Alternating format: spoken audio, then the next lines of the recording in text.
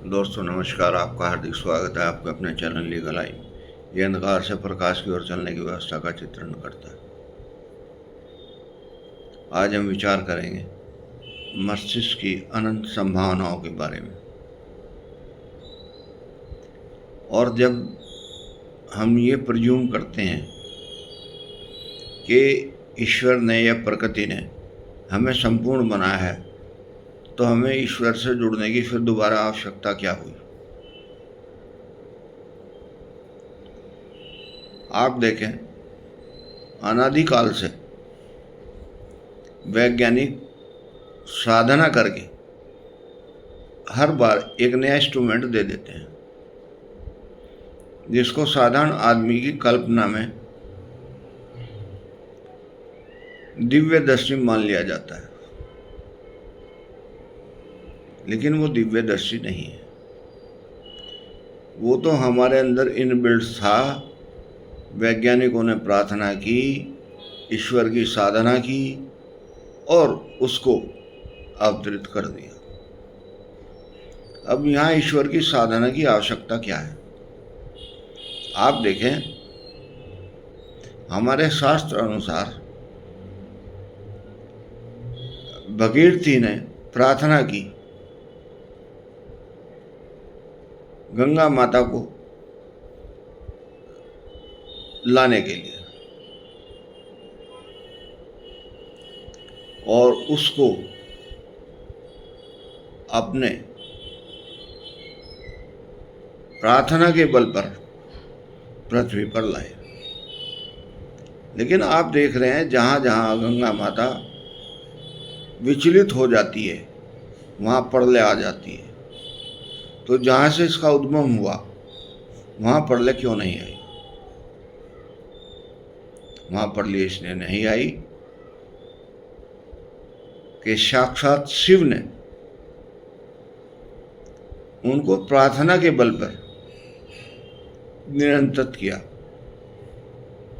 यही हमारे समाज में आज आवश्यकता है कि हम प्रार्थना के बल पर जो जो हमारे अंदर सॉफ्टवेयर हैं उनको उपयोगी बनाएं। और उनको उपयोगी बनाने से हमें होगा क्या कि एक तो हमारी आर्थिक स्थिति, जिसके लिए हम 24 घंटे चिंतन में रहते हैं, वो घट जाएगी। वो आ जाएगी 6 घंटे 7 घंटे पर।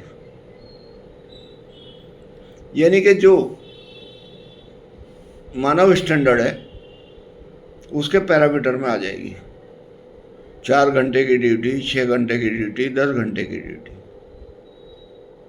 प्लस वो नियंत्रण हो जाएगी। हम देखते हैं 11,000 वोल्ट का तार जो है वो अगर कहीं टच हो जाए तो वो उस पदार्थ को जला देता है।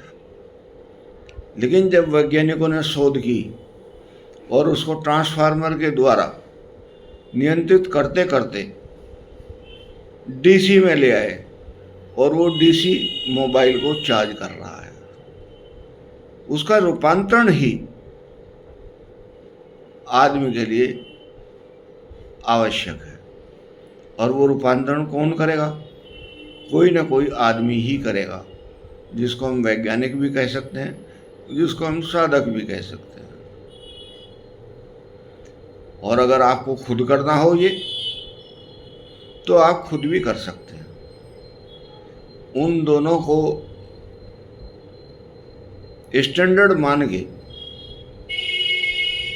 उनके पथ प्रदर्शन में हम इस जीवन को गतिशील बना सकते हैं। धार्मिक और साइंटिफिक योजना के तहत हम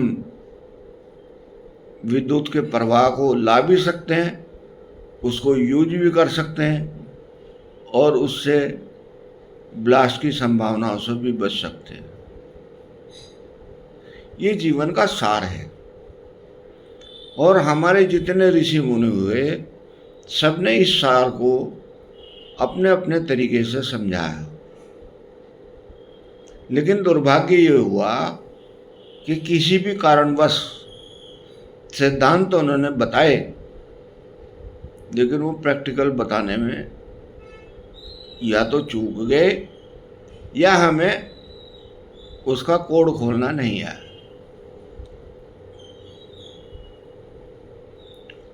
हर सॉफ्टवेयर का एक कोड है, वो प्रकृति ने अपने हाथ में रख रखा है।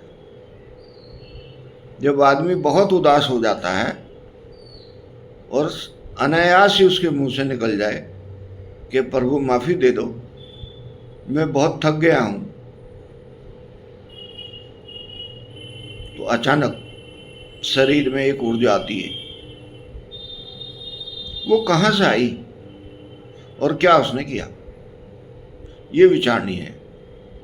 वो शरीर के मूलाधार चक्र से आई और सारे शरीर में